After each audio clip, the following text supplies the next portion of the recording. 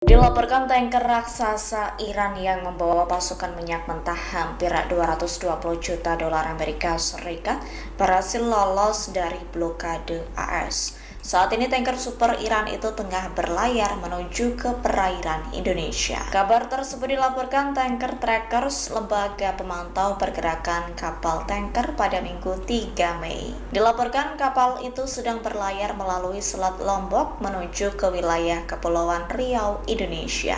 Kapal raksasa itu terakhir terlihat di lepas pantai Sri Lanka lebih dari seminggu yang lalu. Diketahui dari lembaga pemantau, tanker raksasa Iran itu belum memancarkan sinyal sistem identifikasi otomatis atau AIS sejak 20 Maret. Menurut data pemantauan, sinyal AIS kapal itu terakhir terdeteksi saat meninggalkan Selat Malaka dalam perjalanan menuju Iran. Diketahui dalam dunia pelayaran internasional, setiap kapal umumnya dilengkapi sistem pelacak bernama AIS. Sistem itu berfungsi menampilkan posisi, identitas, dan tujuan kapal secara real time. Taktik ini diduga menjadi strategi Iran untuk tetap menjalankan ekspor minyak di tengah tekanan sanksi dan blokade dari Amerika Serikat. Iran menyampaikan pesan keras kepada Arab Saudi dan juga Oman.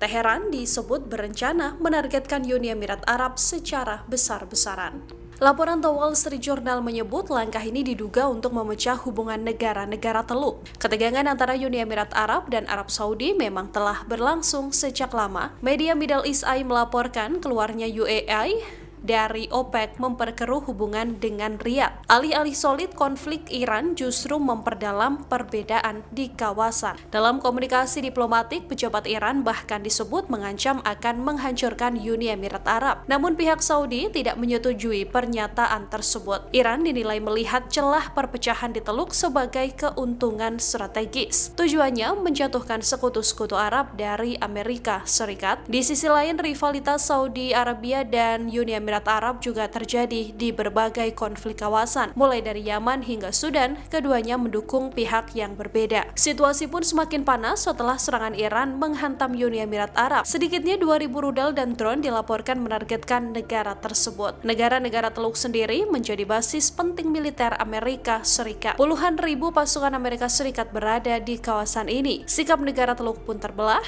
Arab Saudi membantu operasi Amerika Serikat namun tetap mendorong mediasi. Sebaliknya, Uni Emirat Arab justru mendukung kelanjutan serangan terhadap Iran. Perang ini juga memperkuat hubungan Uni Emirat Arab dengan Israel. Menurut Financial Times, Israel mengirim sistem pertahanan canggih ke UAE. Spekulasi pun muncul bahwa Uni Emirat Arab ikut terlibat dalam serangan ke Iran, termasuk dugaan penggunaan drone di wilayah Iran Selatan.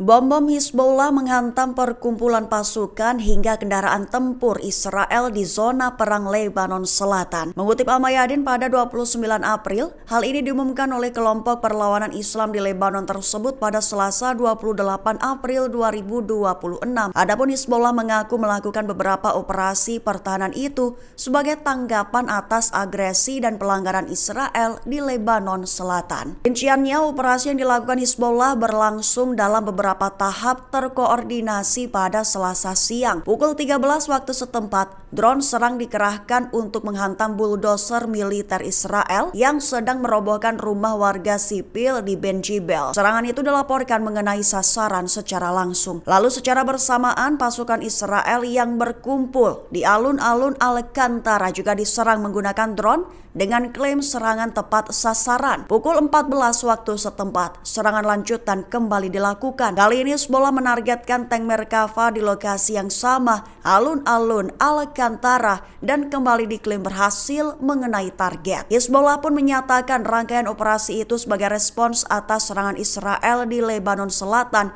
yang menyebabkan korban sipil tewas dan luka-luka, serta menegaskan bahwa seluruh target yang disasar berhasil dihantam.